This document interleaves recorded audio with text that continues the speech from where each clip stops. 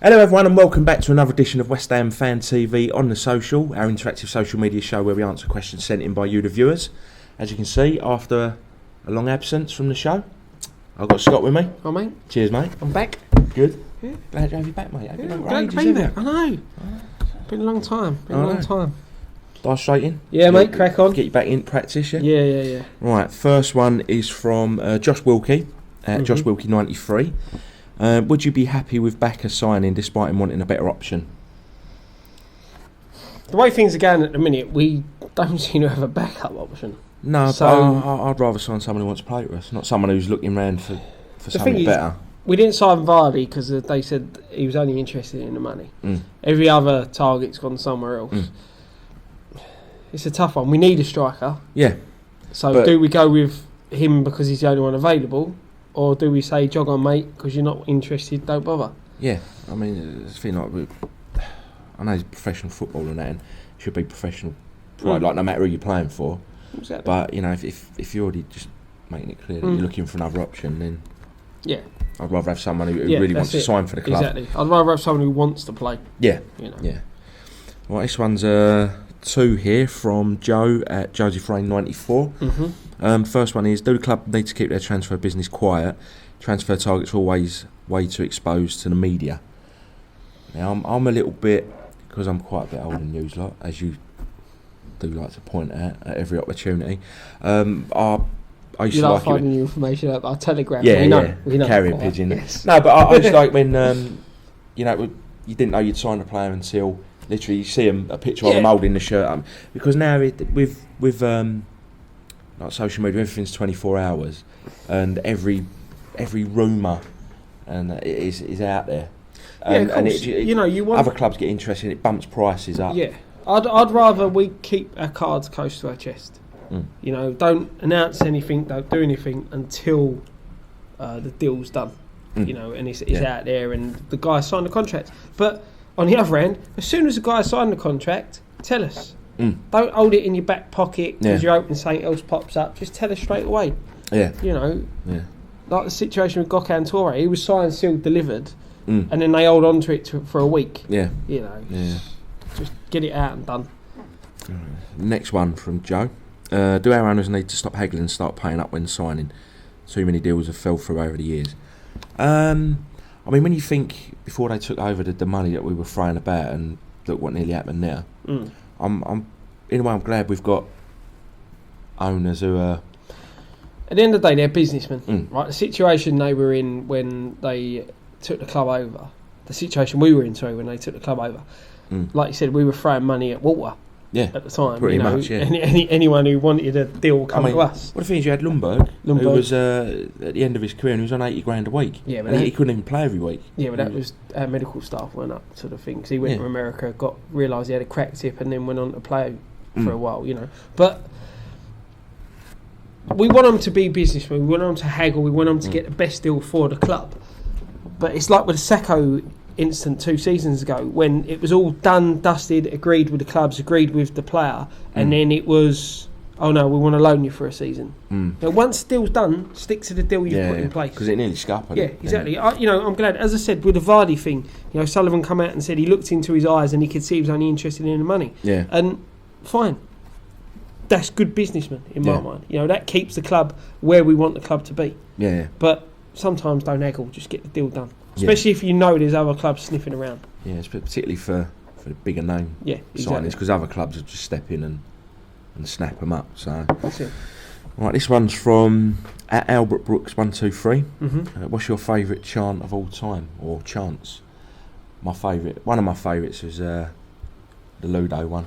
Yeah, I like the Ludo one. Like Ludo. For me, my favourite was back when probably one of the times I first started going was Tony Cotty walking in the Cotty Wonderland. Yeah. That's one that always, apart from Bubbles, obviously, Bubbles is Bubbles, but I used to like it as well when Billy Bond's Clamp Army used to get going, especially the FA Cup semi-final against Forest. Yeah, no, but for me it was Cotty's Wonderland. Yeah. I'm going with Ludo. There's a few others, but some can't not safe for work sort of thing, This one's from Dimitri Payet 2804 at Evan Wallace 2. Are you frustrated that the backer deal was taking so long? along with not signing any other players, which sort of goes back to. Yeah, I'd rather it be done and dusted and sorted out. And as we said, it seems he's the one that's causing it to. Yeah, I think we'd agreed to a fee with the club. And from what we've picked up is that AC Milan are saying to him, hurry up and sort it out, because they've got the fee agreed. So obviously they want to sign someone else in his place. They want the money. Exactly. You know. But so yeah, frustrating. But as we said in the earlier question, I'd rather have someone who really wants to play for the club and is not just there for the money. So this one's from TM at tweet_Trist. Big Sam, a good appointment to take over England. Excellent appointment. I think he'll bring a lot of stability to the. He'll have a system. Yep. He'll stick to it. Unlike Hodgson, who just didn't know what he wanted to do. Well, he had a system he had a way he wanted to play in the qualifiers. Go to the tournament that you've just qualified playing the system, and then change it. Yeah. The thing with Sam, he ain't a yes man. Right, he ain't going to buckle to the pressure from the FA. It won't matter what club you play for. If he wants to pick someone who plays for the team that's bottom of the league, he'll pick someone that plays for the team that's bottom of the league. He won't bypass West Ham players because the FA got the because we wanted money off him for Dean Ashton getting his career ruined playing for England. It will be. Well, I hope it'll be players on form. Yeah. Not players who are going to sell shirts, not players who are in the papers week in, week out. I mean, I think.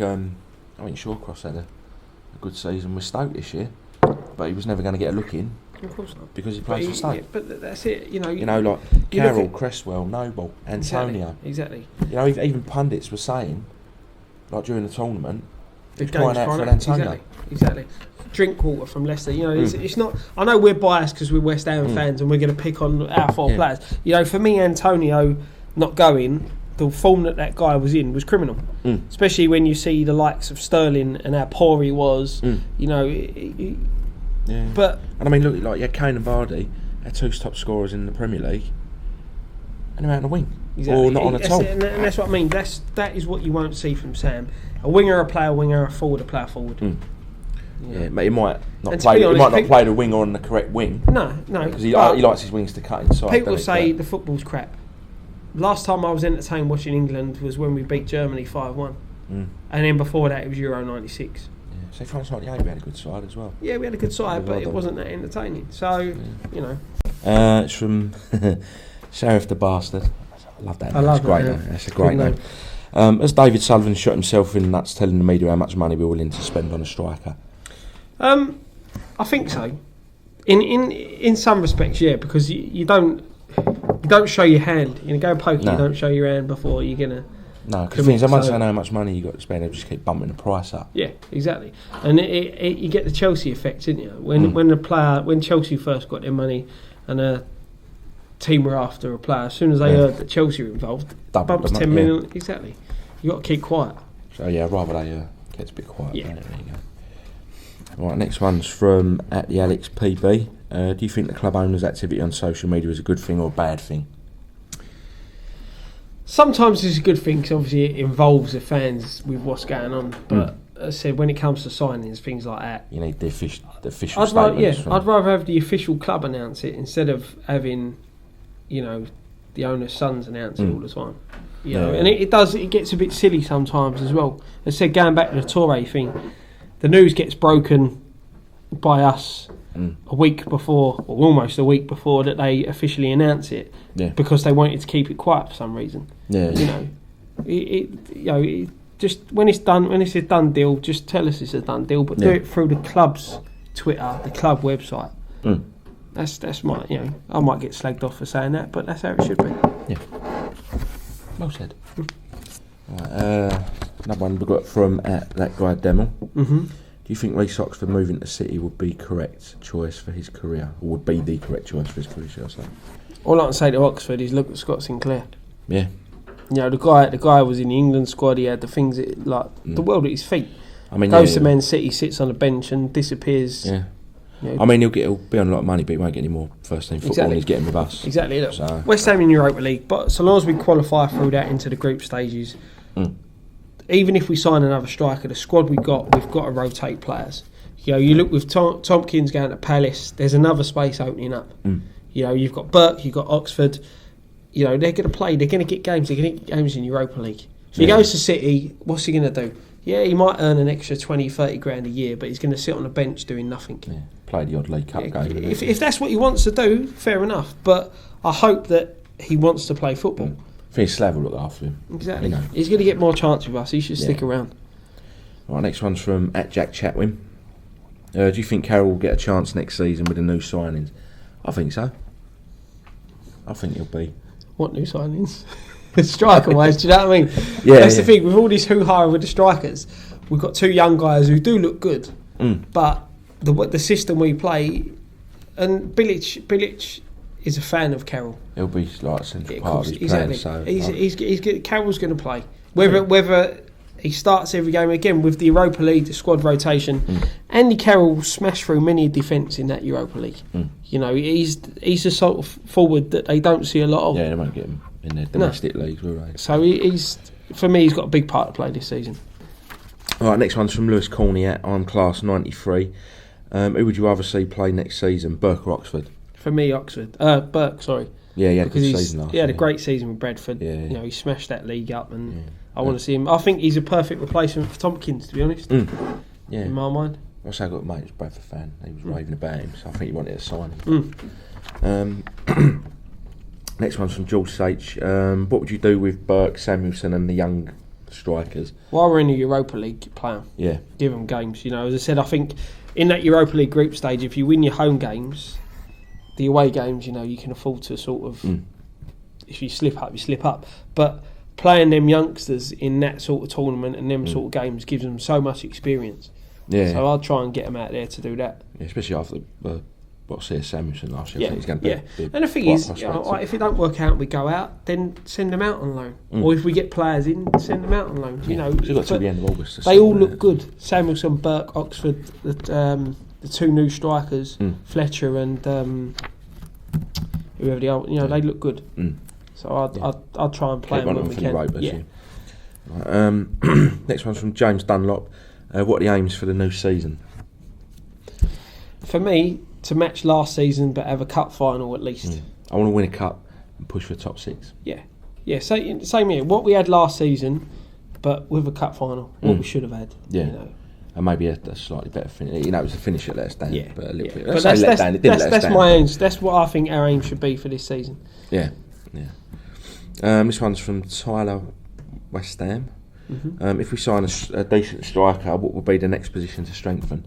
I think we need cover at left back and right back. Left back, right back. Possibly another winger, maybe. I don't know. I think we're all right. I think we're spoilt for choice there. You know, I think we're, you know, we ain't got worried. But left back and right back worry me. You know, especially that not Creswell's picked up as well. Yeah. You know. Yeah, left back definitely. It's quite good. This one's from Derek Daly. Derek Daly. Sorry, writing. Would you want a good start to the season or a good finish? Which would you prefer? I'll say a good start. I totally agree. I think it builds momentum, builds confidence, and sets you up for the rest of the season. For this season as well, where we're moving to the new home in, you know, the stadium, we need to have a good start. We need to get that confidence buzzing around. You know, that invincible attitude that we seemed to have last season, and no fear. You know, if we lose our first few games, a bit restless. New stadium, you know, it's going to be a bit nervy. So this season definitely want us to start better. Yeah, definitely. I'd rather have the start than I'd like to have the finish last year. Yeah. This one's from DJ Mike Gregory. He says, bit of a punt. What do you think of Falcao? Don't become a bad player overnight.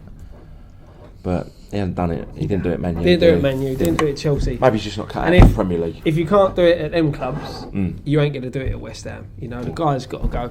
He's no good. He's got to go back to Spain or somewhere like that where it's a lot easier for him. You know, dodgy knees, big wages, not a risk that I'd want to take. I mean, some players just don't cut. You know, we've had big name signings come to the Premier League before. Look at Shevchenko. Yeah. You know, the record he had before he come to Chelsea, and he was awful for Chelsea. Yeah. You know, it doesn't always work. Right, last one's from Gary Dolan. It's a question about the rail links. Says apparently Westfield don't want fans exiting through the shopping centre. I've heard that. And I know that is it after the game, Maryland. Maryland's going to be shut, well. apparently. Whether it's shut before, I know it's definitely going to be shut afterwards. Yeah. But, I think you had the anniversary games there the other night. Yeah, 30,000 people. Yeah, 30,000 people, and there were still people queuing for a train an hour after the game. So double that. For me, Westfield, the bars and the restaurants in Westfield are not going to want to miss out on the money.